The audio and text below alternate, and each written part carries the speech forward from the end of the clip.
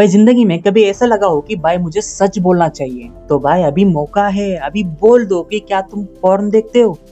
देखो सच बोलना है, खुद को भी पता है कि तुम्हारा नाइट फॉल नहीं होता है, तुम जबरदस्ती निकालते हो।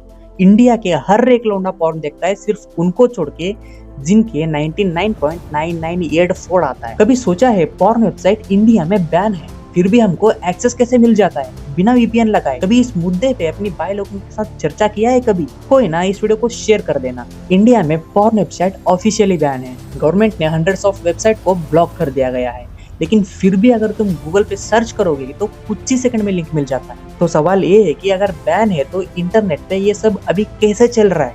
इस स्टोरी की शुरुआत होती है एक लीगल कंप्लेंट से। एक लॉयर ने इंडिया की हाईएस्ट कोर्ट में पिटीशन फाइल करते हैं एंड उनका नाम था कमलेश वासवानी।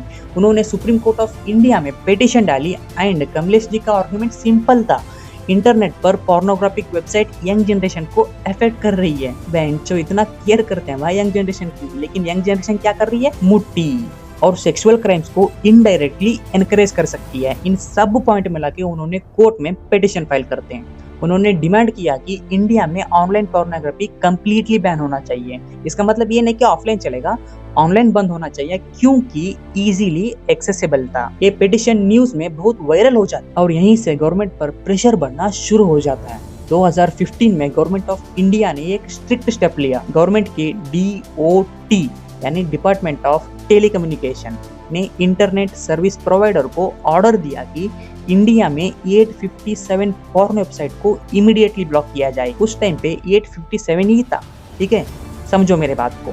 इसका मेन रीजन बताया गया कि इंटरनेट सेफ्टी इंप्रूव करना और सबसे इम्पोर्टेंट चाइल्ड पोर्नोग्राफी को रोकना। लेकिन आजकल के बच्चे क्या कर रहे हैं? कुछ ही दिनों में इंडिया की कई पॉपुलर वेबसाइट बैन हो गई, लेकिन फिर एक नया कंट्रोवर्सी शुरू हो गया एंड वो कंट्रोवर्सी ये था कि जब वेबसाइट ब्लॉक हुई तो सोशल मीडिया पर लोगों ने प्रोटेस्ट करना शुरू कर देते हैं। कौन है बेंचो कौन बैन होने पे प्रोटेस्ट किया था? चलो छोड़ो, अब प्रोटेस्ट हुई है तो कुछ तो रीजन रहा होगा ना गवर्नमेंट के खिलाफ। प्रोटेस्टर्स का कुत्ता चाप रीजन ये था कि गवर्नमेंट को लोगों के प्राइवेट इंटरनेट यूजेज में इंटरफियर नहीं करना चाहिए। अडल्ट लोग क्या देखते हैं ये उनका पर्सनल डिसीजन होना चाहिए। इस बैकलैश के बाद गवर्नमेंट ने एक क्लियर क्लैरिफिकेशन दे दिया इसके ऊपर। गवर्नमेंट ने बोला अडल्ट कंटेंट पर कंप्लीटली बैन नहीं है, तुम नहीं देख सकते, फिर भी तुम देख सकते हो, लेकिन चाइल्ड पोर्नोग्राफी पर 0 टॉलरेंस होगा और उसको स्ट्रिक्ट लॉ के अंडर पनिश किया जाएगा। इतना सब होने के बाद फिर भी इंटरनेट पे कैसे मिल जाता है? कभी सोचा है? इसका बहुत सारे आंसर्स हैं। सिंपल में बताऊं तो उस टाइम पे सिर्फ 857 ही वेबसाइट बैन हुए थे एंड उनके बगैर सारे वेबसाइट चलते थे।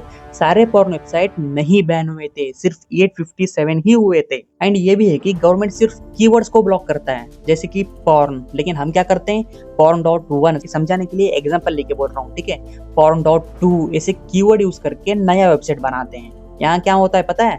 आप गवर्नमेंट के सारे रूल्स को मिडिल फिंगर दिखाते हो, वो भी इनडायरेक्टली। चलो अब सबसे इंटरेस्टिंग पार्ट, अगर वेबसाइट ब्लॉक हो चुकी है तो फिर इंटरनेट पे अभी कैसे मिल जाता है? इसका रीजन ये है कि इंटरनेट का स्ट्रक्चर। गवर्नमेंट यूजुअली सिर्फ स्पेसिफिक डोमेन नेम्स को ब्लॉक करती है, जैसे कि पॉर्न, लेकिन इंटरनेट पर हर दिन लाखों वेबसाइट नए डोमेन के साथ आ जाते हैं फिर से वापस।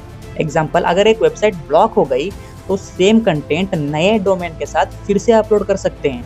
इसको इंटरनेट लैंग्वेज में बोला जाता है मिरर वेबसाइट, क्योंकि इंटरनेट ग्लोबल नेटवर्क है। हर वेबसाइट को इंस्टेंटली ट्रैक करना एंड ब्लॉक करना प्रैक्टिकली बहुत मुश्किल हो जाता है। तो सिंपल वर्ड्स में समझाऊं, इंटरनेट पर पॉर्न वेबसाइट पर रेस्ट्रिक्शन है, लेकिन इंटरनेट इतना बड़ा और फास्ट मूविंग नेटवर्क है कि नए लिंक्स एंड नए वेबसाइट कंटिन्यूसली बनते रहते हैं। इसी वजह से कभी कभी बैन होने के बाद भी गूगल सर्च रिजल्ट में लिंक मिल जाते हैं। इंटरनेट की दुनिया में इंफॉर्मेशन को कंप्लीटली कंट्रोल करना उतना इजी नहीं है जितना तुम सोचते हो, और शायद इसी वजह से ये टॉपिक आज भी लोगों के लिए एक मिस्ट्री बन चुका है कि अगर पॉर्न बैन है तो बिना वीपीएन लगाए इंडिया में कैसे चल रहा है। अभी मैं जो बोल रहा हूँ उसको पर्सनल एडवाइस ही कह रहा हूँ, ठीक है।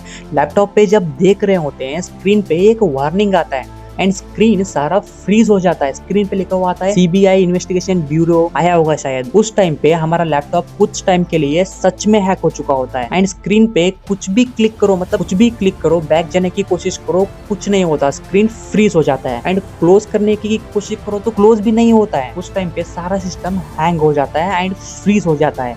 एंड उस टाइम पे स्क्रीन पे लिखा हुआ आता है कि हम सीबीआई वाले हैं, अगर आपकी लैपटॉप को अनफ्रीज करना है तो इस यूपीआई पेमेंट पर पेमेंट कर दो। उस टाइम पे आपकी गांड फट के आगे आ जाती है एंड लंड फट के पीछे हो जाती है ना। लेकिन डरने की जरूरत नहीं है भाई, ये सिर्फ एक वायरस होता है, सिर्फ पैसे लूटने की, वो भी कुछ हैकरों द्वारा या स्कैमर द्वारा वेबसाइट में डाल दिया गया था। इससे बचने की ट्रिक बताऊं, control plus alert plus delete तो पता होगा सबको, उसको दबा के टास्क एंड कर दो, बस खत्म, कुछ नहीं होगा भाई। इसका मतलब ये नहीं कि मैं आपको फॉरन देखने के लिए एंकरेज कर रहा हूँ, ट्रिक बता रहा हूँ, बेंच जो नहीं है रे भाई, ऐसा नहीं है, मैं सिर्फ आपको स्कैम होने से बचा रहा हूँ, ठीक है। आपके मुट्ठीबाज मनोज को इस वीडियो शेयर कर देना एंड वीडियो अच्छी लगी हो तो लाइक शेयर सब्सक्राइब में से कोई भी एक कर देना। तो मिलते हैं अगली वीडियो में, तब तक के लिए हर हर महादेव।